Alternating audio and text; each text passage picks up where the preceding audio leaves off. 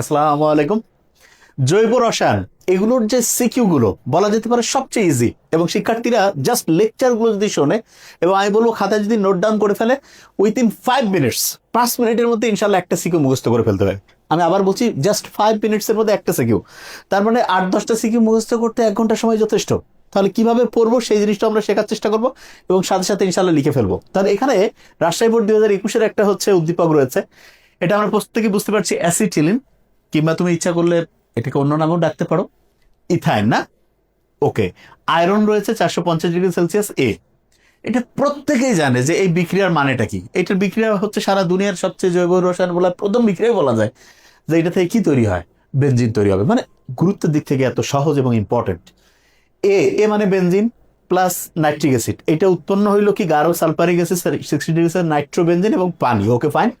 উদ্দীপকের এ যৌগটি অ্যারোমেটিক কিনা? খুব সহজ। প্রথম আমরা কি করব, যে উদ্দীপকের যে এই যে বিক্রিয়াটা রয়েছে সেটা আগে পূরণ করবো। তো আমরা জানি যে অ্যাসিটিলিনকে যদি আমরা লৌহ তপ্ত, মানে তপ্ত লৌহার মধ্য দিয়ে 450 ডিগ্রি সেলসিয়াস তাপমাত্রা উত্তপ্ত করি, তাহলে কি তৈরি হয়ে যাবে? যে কেউ জানে হচ্ছে বেনজিন তৈরি হয়ে যাবে। কি হবে? বেনজিন। ওকে। এই যৌগটি অ্যারোমেটিক কিনা? অ্যারোমেটিক হতে গেলে 2টা শর্ত পূরণ করলেই যথেষ্ট। প্রথম হচ্ছে হাকেল নীতি অনুযায়ী আমরা জানি যে 4n+2 সংখ্যক পাই ইলেকট্রন থাকতে হবে। 4n+2 সংখ্যক কি? পাই ইলেকট্রন থাকতে হবে।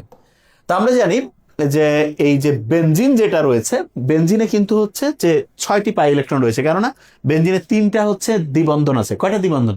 3টা দ্বিবন্ধন। যদিও বেনজিনের বন্ধনগুলিকে আমরা দেড় বন্ধন বলি, গড়পড়তা। তাহলে 3টা দ্বিবন্ধন, একটাতে 2টা করে, তার মানে 6টা পাই ইলেকট্রন আছে। এবং আমরা জানি যে এন এর মান যদি আমি 1 বসাই দেই তাহলে হচ্ছে 4+2=6। তাহলে সবচেয়ে গুরুত্বপূর্ণ যেটা হাকেল তত্ত্ব অনুযায়ী আমরা প্রমাণ করতে পারি যে বেনজিনে 6টা পাই ইলেকট্রন রয়েছে। কি কারণে? 3টা দ্বিবন্ধন রয়েছে, প্রত্যেকটাতে 2টা করে, তার কারণে 3×2=6টা পাই ইলেকট্রন। ওকে। এরপরে কি হলো? এরপরে যেটা জিনিস সেটা হচ্ছে যে ওই যে রঞ্জন রশ্মি বা এক্স রে যে আছে, এইটার মাধ্যমে আমরা এর আণবিক কাঠামো যখন লক্ষ্য করি তখন দেখি যে বেনজিনটা হচ্ছে চ্যাপ্টা সমতলীয়। এবং আমরা জানি যে যেটা অ্যারোমেটিক যৌগ হয় সেটা হচ্ছে 4n+2 সংখ্যক পাই ইলেকট্রন থাকে এবং চ্যাপ্টা সমতলীয় হয়। তাহলে এই দুইটা বৈশিষ্ট্যের উপর ভিত্তি করে নিঃসন্দেহে বলাই যায় যে বেনজিনটা একটা কি? অ্যারোমেটিক যৌগ। বাস। 2 নম্বর কি? উদ্দীপকের এই যৌগটি অ্যারোমেটিক কেন হয়ে গেছে? 2 নং বিক্রিয়ার ক্রিয়াকৌশল ব্যাখ্যা করা আছে। 2 নং এর বিক্রিয়া রয়েছে, এইটার যখন ক্রিয়াকৌশল আমরা খেয়াল রাখবো, 3টা হেডলাইন আমাকে মাথায় রাখতে হবে। কয়টা? 3টা। কি কি? খুব সহজ, আমি একটু আগে বলে রাখছি। এবং যে কোনো এরকম স্তর ভিত্তিক, মানে 2টা 3টা যখন হেডলাইন থাকবে তখন চেষ্টা করবা এমন একটা জিনিস মাথায় রাখতে যাতে জীবনে ভুলে না যাও। যেমন আমি স্টুডেন্ট হলে কিভাবে মনে রাখতাম, আমরা জানি না যে ডাক বলে একটা জিনিস আছে, নাতে হচ্ছে নাইট্রোনিয়াম আয়ন গঠন। নাইট্রোনিয়াম নাইট্রোনিয়াম নাইট্রোনিয়াম আয়ন গঠন। Okay fine. আচ্ছা, নাইট্রোনিয়াম আয়ন গঠন আগে হেডলাইনগুলো বলে দেয় যাতে ব্রেইনে এসে যায়। তারপরে একটা কি হবে জানো? কার্বনিয়াম আয়ন গঠন। কতে নাকাও তুমি খেয়াল রাখতে পারো। কার্বনিয়াম আয়ন গঠন, কার্বনিয়াম আয়ন গঠন আগে তুমি খেয়াল রাখবো যে আসলে হবেটা কি। এবং আমরা জানি কার্বনিয়াম বা কার্বোক্যাটায়ন একটা ধনাত্মক আয়ন থাকে। এই ধনাত্মক যে থাকে সে কি করছে জানো? এই কার্বনিয়াম আয়ন যে আছে সেখান থেকে একটা প্রোটন অপসারণ হবে। কিভাবে বলো তো? প্রোটন অপসারণ। তার মানে হচ্ছে নাইট্রোনিয়াম আয়ন গঠন, কার্বনিয়াম আয়ন গঠন, তারপর হচ্ছে নাকা পথে হচ্ছে প্রোটন অপসারণ। প্রোটন অপসারণ।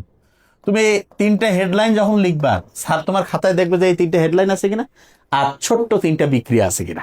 বিক্রিয়ার ব্যাখ্যা আমি বলে দিচ্ছি, কিন্তু তোমাকে মাথায় রাখতে হবে যে পরীক্ষার উত্তর তুমি কোন জিনিসটা আগে মাথায় রাখবে। আচ্ছা, নাইট্রোনিয়াম আয়ন গঠন কিভাবে হয় এটা আগে আমরা দেখার চেষ্টা করি। এখানে আমাদের কি রয়েছে? এ বলতে যে কেউ বুঝতেই পারছো যে ভাই এ মানে হচ্ছে ওই যে এতে কি হয়েছে? বেনজিন, ঠিক না? তাহলে বেনজিনের সাথে নাইট্রিক অ্যাসিডের বিক্রিয়া হয়েছে। Okay fine.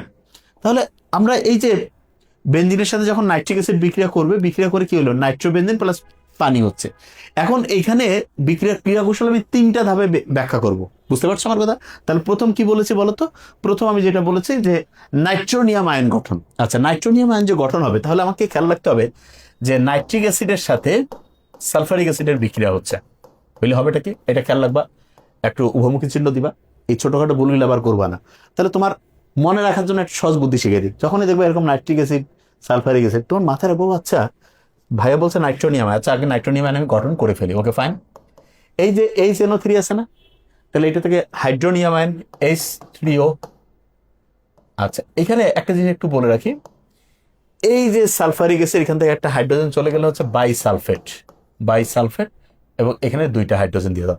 এখন মিলা তো দেখি মিলছে কিনা, যে কেউ বলবে যে ভাই হ্যাঁ ইনশাল্লাহ মিলে গিয়েছে, ওকে ফাইন।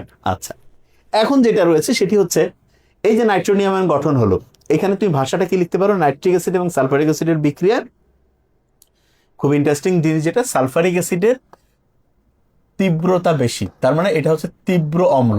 কি কারণে তীব্র অম্ল? প্রত্যেকে তোমরা জানো হাইড্রোজেন যে রয়েছে তার হচ্ছে আর কি বলে সালফারিক অ্যাসিডের কেন্দ্রীয় পরমাণু যে সালফার রয়েছে তার জারণ মান কত, 8 থেকে 2 গেলে 6, আর নাইট্রিক অ্যাসিডের নাইট্রোজেনের জারণ মান কত, 5। তার মানে সালফারিক অ্যাসিড তীব্র অম্লধর্মী হওয়ার কারণে ওইখান থেকে একটা হাইড্রোজেন চলে যাবে। এই যে হাইড্রোজেন চলে গেল তখন এই নাইট্রিক অ্যাসিডের, এখানে আরো অনেক কথা আছে কিন্তু দরকার নেই, আমি যেভাবে বলি সেভাবে লিখবা।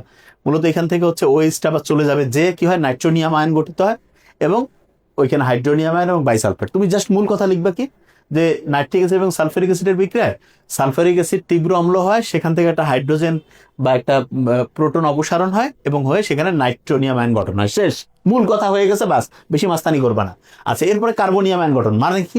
কার্বনিয়াম আয়ন গঠন মানে হচ্ছে তুমি বেনজিনের যে বলয় আছে সেইটার সাথে তুমি করবা কি জানো, এই বেনজিন বলয়ের সাথে এই যে খুব ইন্টারেস্টিং কিন্তু কার্বনিয়াম আয়ন গঠন মানেটা কি, বেনজিন বলয়ের সাথে তুমি এই যে এইটার হচ্ছে তুমি বিক্রিয়া করবে। আচ্ছা, এখানে আমি একটু জিনিসটা একটু ক্লিয়ার করে দিই, অনেকে এই জিনিসটা বুঝতে গিয়ে ডিস্টার্ব করে ফেলে যে এটার মানেটা কিভাবে, অনেকে বুঝতে পারে না যে আসলে এটা কিভাবে আমরা করব, সেই জিনিসটা অনেকের মাথায় আসে না। ঠিক আছে, ওকে।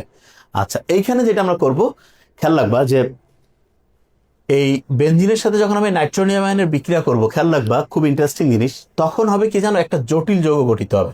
কি যৌগ বলো তো? জটিল যৌগ মানে তুমি এইভাবে দিবা, এটা প্রত্যেকে তোমরা জানো, আমি জানি। এইখানে যেটা করবা তুমি এইভাবে করবা, এদিকে হাইড্রোজেনটা রেখে দাও আর এদিকে NO2 রেখে দাও, ওকে ফাইন। এবং খুব ইন্টারেস্টিং জিনিস, এইটার একটা সাথে একটা জিনিস দিয়ে দিবা, সেটা কি জানো, এটা হচ্ছে খুব মন্থর গতি। বলো তো, মন্থর গতি মানে বিক্রিয়াটা খুব ধীরে স্থির ভাবে হচ্ছে, এবং এটা হচ্ছে জটিল অবস্থা, এটা নিচে দিয়ে দিবা জটিল অবস্থা, ওকে ফাইন। এখন এই যে তোমার হচ্ছে যে এই জটিল অবস্থা যে রয়েছে, এইখানে যেটা আমরা করব, এটা কার্বনিয়াম আয়ন যে গঠিত হয়েছে, এইখানকার যে হাইড্রোজেনটা আছে না, এই হাইড্রোজেনটা এখান থেকে অপসারিত হবে। তো এই হাইড্রোজেনটা যদি অপসারিত হবে, ব্যাপারটা কিরকম দাঁড়াবে তোমাকে একটু সহজ করে দেখিয়ে দিই, খুবই ইজি একটা জিনিস হয়ে যাবে, সেটাকে আমি একটু বলে রাখছি। এখান থেকে হাইড্রোজেন রাখলাম, ইচ্ছা করলে তুমি উল্টা দিক থেকে লিখতে পারো, এখানে আমি একটু সহজ করে লিখে দিই, এই যে একটু সুন্দর করে দিই, ঠিক আছে, অনেকে আবার বুঝতে ডিস্টার্ব হয়ে যাবে যে আচ্ছা এইখানে তোমার ইচ্ছা করলে তুমি এইভাবে লিখতে পারো, NO2টা এদিকে লিখে এদিকে হাইড্রোজেনটা লিখতে পারো, কোনো সমস্যা নেই। এইটার সাথে হচ্ছে কি জানো, এখানে এই যে সালফারিক অ্যাসিড আছে না তোমার, এই যে সালফারিক অ্যাসিডের বাইসালফেট যে পেয়েছিলা, এইটার সাথে এই যে হাইড্রোজেনটা যদি যুক্ত হয়ে যায়, তখন বিক্রিয়াটা কি দাঁড়াবে, যে কেউ বলবে যে ভাই এটা তো এরকম হয়ে যাবে যে নাইট্রোবেনজিন হয়ে যাবে এবং এক্স্যাক্টলি সালফারিক অ্যাসিড হয়ে যাবে। লক্ষ্য করো, নাইট্রোবেনজিন এবং কি হয়ে যাবে বলতো, সালফারিক অ্যাসিড হয়ে যাবে, নাইট্রোবেনজিন এবং সালফারিক অ্যাসিড। এবং এইখানে একটা জিনিস আমরা করার চেষ্টা করব, সেটি হচ্ছে যে এইটা একটু সাইডে লিখে রাখবা যে এটা হচ্ছে দ্রুত গতি সম্পন্ন, আর সালফারিক অ্যাসিডটা এখানে নিচে লাগবা পুনরায় ব্যবহৃত হয়, বাস পুনরায় ব্যবহৃত হয়।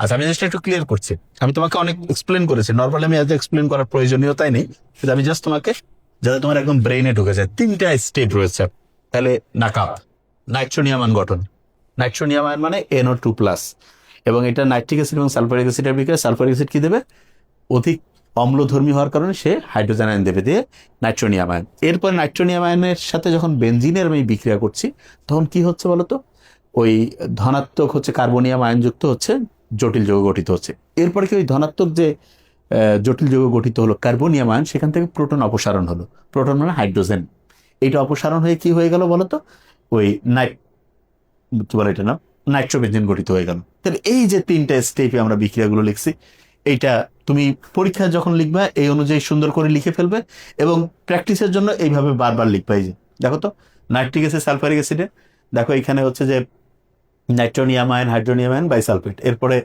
এই বেনজিনের সাথে যখন নাইট্রোনিয়াম আয়নের বিক্রিয়া হলো, কি হলো বলতো, এই জটিল অবস্থা হয়ে গেল, ঠিক না?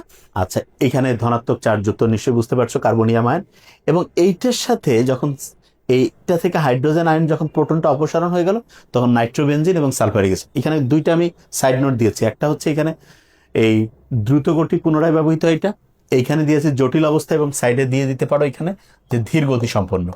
তো অনেকের মাথায় প্রশ্ন আসবে যে ভাইয়া এগুলো দেওয়ার কারণটা কি, ধীর গতি সম্পন্ন? এইগুলোর কারণ হচ্ছে এগুলো তোমার সম্বন্ধে টিচারের মনে একটা ভালো ধারণা তৈরি করবে যে ও আচ্ছা এই ছোটখাটো ডিটেলসও লিখছে, তার মানে তোমার খাতার সম্বন্ধে এমন একটা পজিটিভ ইম্প্যাক্ট তৈরি হয়ে যাবে, পরবর্তীতে তুমি সুন্দর নাম্বার প্রত্যেকটাতেই পাবা। তাহলে খুবই সহজ কেমিস্ট্রি, জৈব রসায়ন, জাস্ট ধাপ বাই ধাপ, একসাথে বেশি প্রশ্ন পড়ার দরকার নেই, একটু করে পড়ি, রেস্ট নেই, আবার একটু করে পড়ি, আর প্রত্যেকটা প্রশ্ন রিভিশন দেবো, ইনশাল্লাহ একদম ইজি হয়ে যাবে। থ্যাংক ইউ সো মাচ, আসসালামু আলাইকুম।